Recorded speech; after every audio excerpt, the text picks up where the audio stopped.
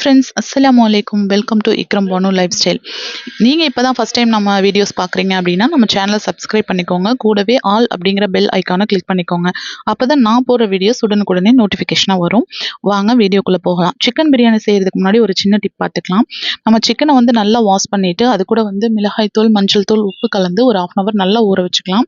அப்போ தான் வந்து அந்த சிக்கனில் நல்ல உப்பு காரம்லாம் இறங்கி நம்ம பிரியாணி செய்யும்போது அதில் இருக்க சிக்கன் வந்து நல்லா டேஸ்ட்டாகவும் இருக்கும். ஸோ வாங்க நம்ம இப்போ வந்து பிரியாணி செய்ய ரெடி பண்ணலாம்.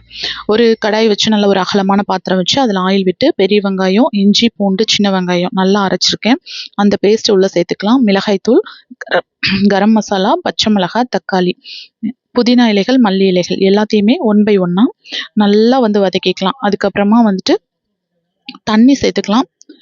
தேவையான தண்ணி சேர்த்துட்டு தண்ணி நல்லா கொதிக்கட்டும். கொதிச்சதுக்கப்புறமா ஒரு 1/2 hourக்கு முன்னாடியே ரைஸ் ஊற வச்சுருக்கேன். ஜீரக சம்பா ரைஸ் தான் எடுத்திருக்கேன்.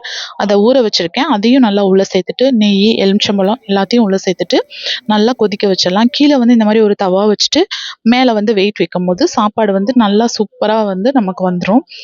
நீங்களும் கண்டிப்பாக ட்ரை பண்ணி பாருங்கள். சிக்கன் 65 தான் ரெடி பண்ணிகிட்ருக்கேன்.